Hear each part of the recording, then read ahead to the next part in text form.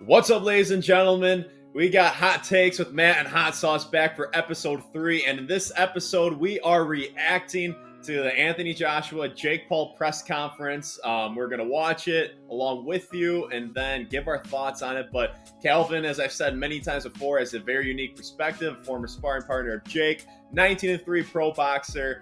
And yeah, we're going to get into it. But Kalvin, how are we doing? Man, I'm blessed, big dog. How we doing, Matt? We good? Ready to roll? I'm doing better than Jake will be doing in a month, but yeah, let's tune on in let's just get right into it.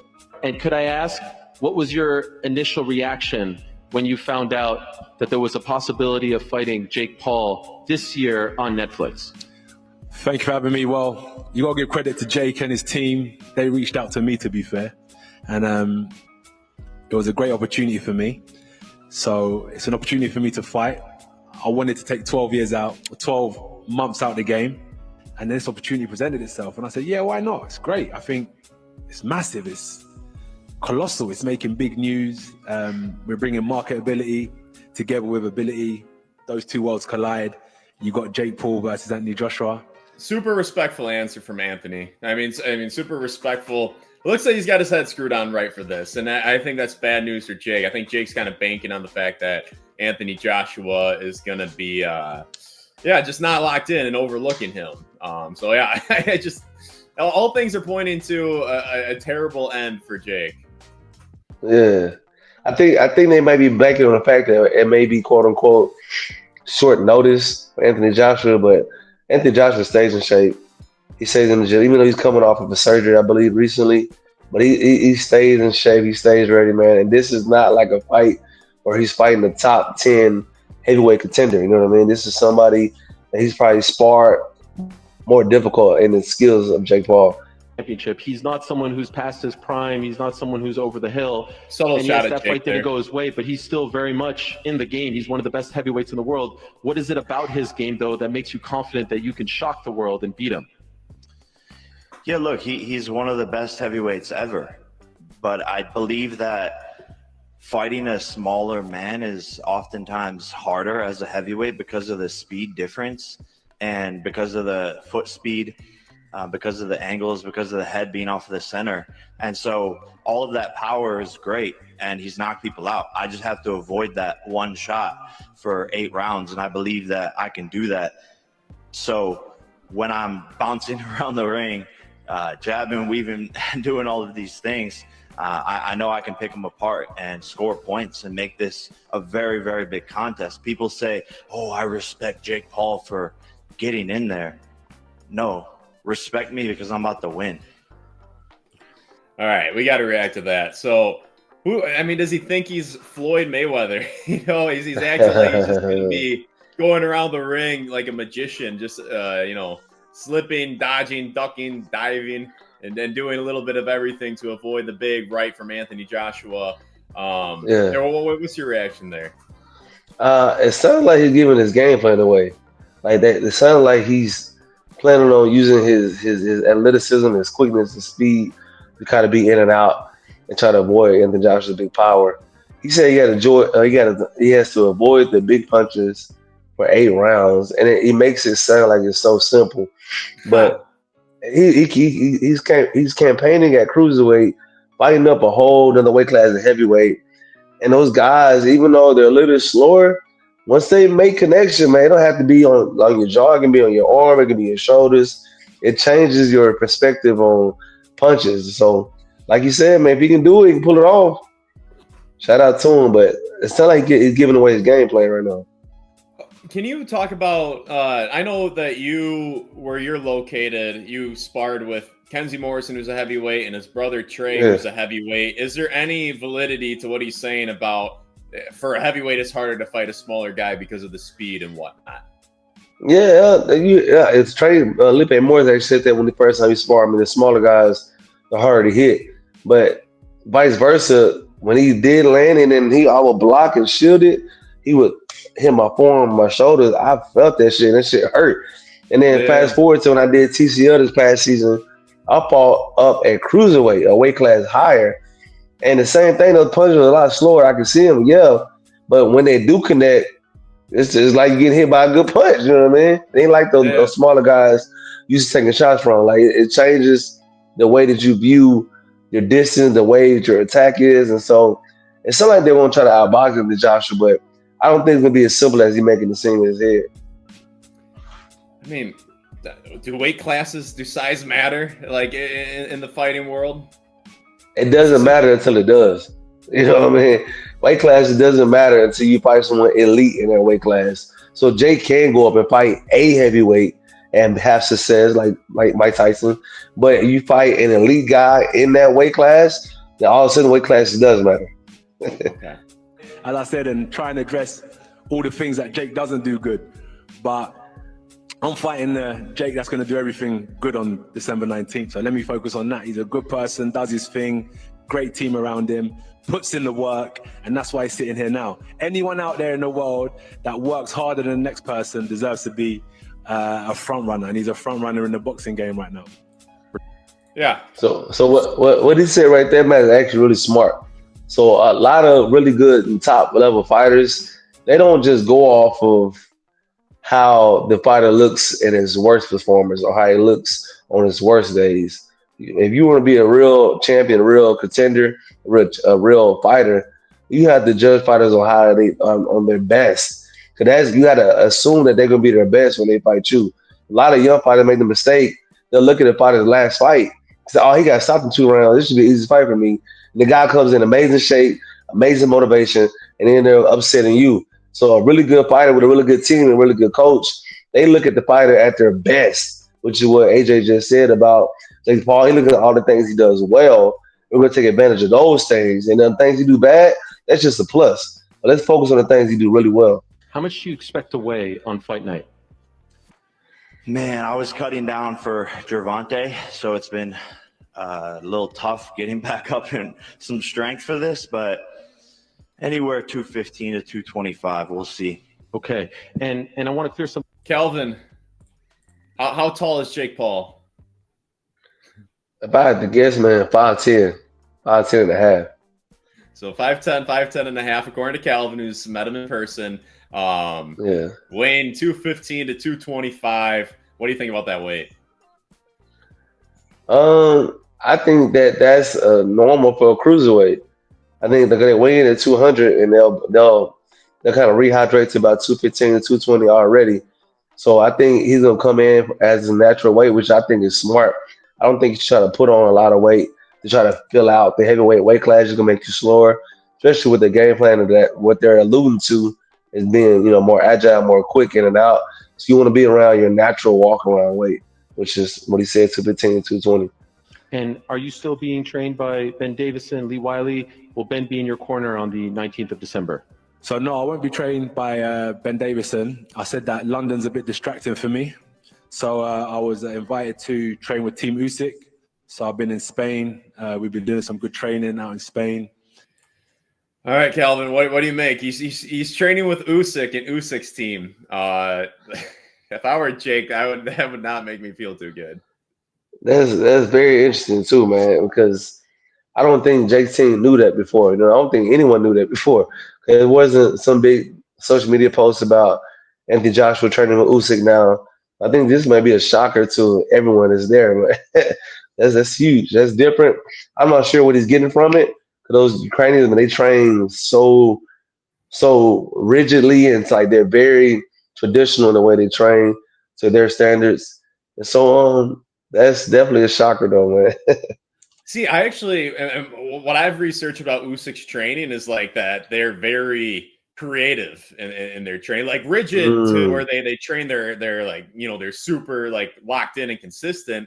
But yeah, they have Usyk doing all sorts of weird things, and his training camps are always mixed up. Like there's videos of him like, they train his brain. They have him do like brain training games. They have him to keep his mind sharp. They have him. I mean, there's like videos of him like balancing on aerobic balls, like where he's standing on top of like aerobic balls and juggling and stuff, or he's shooting hoops, like all these different things that are he cross trains. He does kickboxing, Muay Thai, MMA. Like he's all over the place versus just like boxing. Where that's kind of what I got from what I've seen with this training is like it's super unique and different. And for me, Yeah. in my opinion, I think Usyk has the best team in the world because Usyk's my GOAT. I think Usyk's the best of all time. Yeah.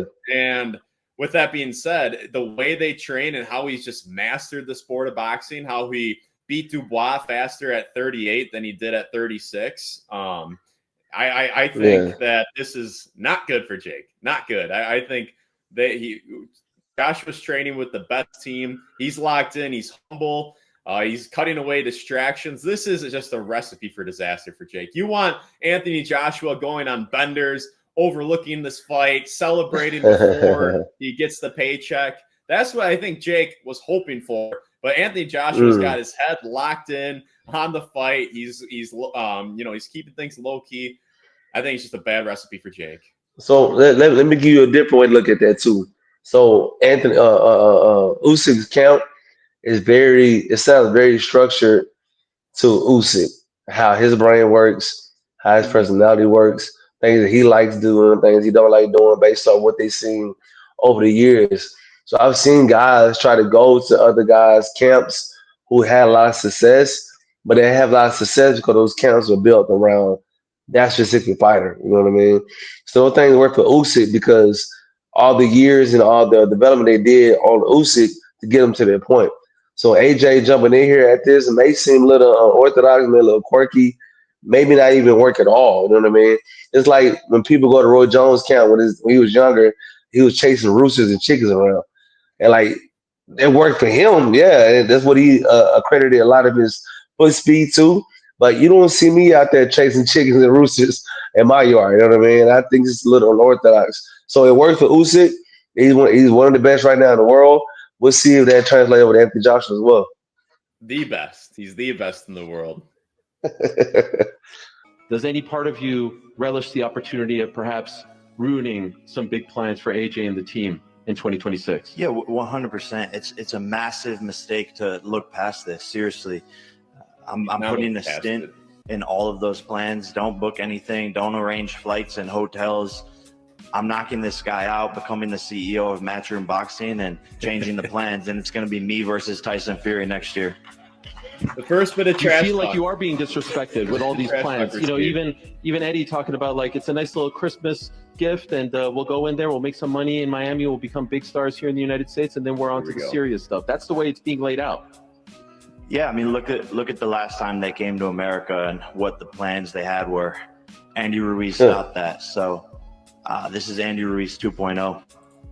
AJ, can I ask you about those plans? Are those in place? Are you viewing it the same way that the people around you are talking about it? What about fighting February? Well, they're saying we have a date in February, we have a date in the fall, the Tyson fight is being discussed, but you do have a fight already booked that's, you know how the game goes. Yeah, if I'm going to be honest, I'm going to break his face, I'm going to break his body up, I'm going to stomp all over him. That's my mentality, right? That's a fighter's mentality, and I know what's in my heart. I know what's in my. See, I think he was super respectful up to that point. I do think Jake got under his skin a little bit there. At the end, and if you keep watching that video, he gets back to his professional self. But I think Jake got under his skin a little bit with that Andy Ruiz USA comment. What do you think, Kalvin? Yeah, I definitely did. So you could tell he was like, you know what? If it's in my heart.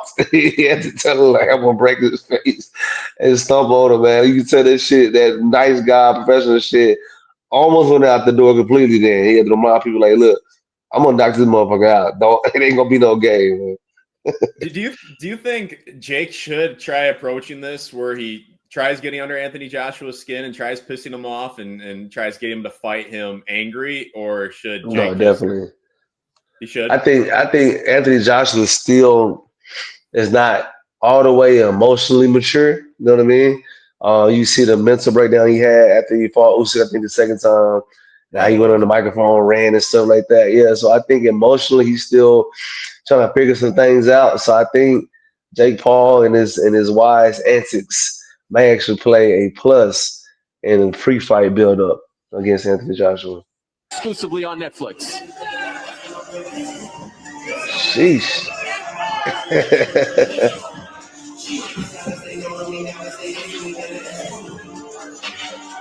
Bro, what was that right there where he put his head down there? What was that? Like, did you see? It looked like he had I don't know what he was trying to do, but it looked like he was trying to muster almost up like he some want to courage put his look into face the into eye.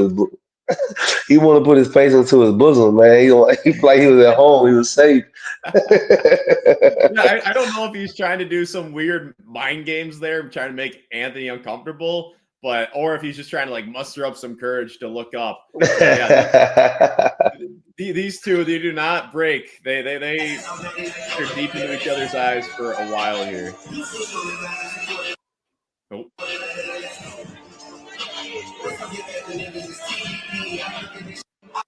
They keep on going. That's crazy. Just Man. a week ago, we'd be Huge looking at difference. this. Two-time former unified heavyweight world champion, 20. All right, big dog.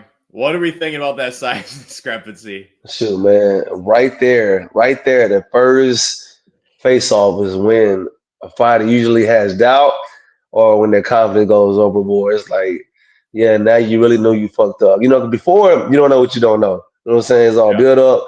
It's all call outs. It's all talks. But then when you get that close and personal, you realize what you didn't know at first. So I think Jake was like, oh, yes, shit. Look at this. I don't know. See, I didn't know if this was Jake trying to be funny, but look at this. Right when Anthony comes up, look at Jake, looks right at his eyes, and then he puts his head down, looks at his chest, and he like cowers. He's cowering right now. And then he's like, all right, got to build up some confidence. Yeah. And then he re-looks at that moment. At that moment, he knew he fucked up. But I think he maintains the stare for the rest of it. But yeah, Anthony looks like a killer, man. And they weren't gonna break. I don't think they were gonna break until Anthony was the one who broke. But I don't really think that means anything. I think he's just like, all right, I mean, anything at all. Yeah, I think that's enough. Yeah, he feels the pressure. He knows the time it is. Well, Jake's a psycho. I think that's my biggest takeaway. Jake is a madman. Kalvin, you're. I mean, you probably walk around at what 185, 190. If you were offered a big bag, would you get in there with Anthony Joshua? Man, it has to be big enough to make me think about retirement, like for the rest of my life. You know what I mean? Like you got to think about your health. You got to think about your health post fight. Think about your psyche post fight. Yeah, it's tough, man. That's tough. Of course, I'm a fighter, so I'm down for whatever, but it has to be something that makes sense financially to do that. 100%. So I think that's where we're going to end it. Interesting stuff. I think in the future, the Netflix bosses are going to say, hey, we need a little bit more drama. So hopefully we see a little bit more entertainment in the next press conference. But Jake's a madman. I think that's all there is to say. And thank you guys for making it to the end of the video. Punch that subscribe button. We'll be back with more content like this in the future, and we will see you next time. Yes, sir. Comment what y'all think.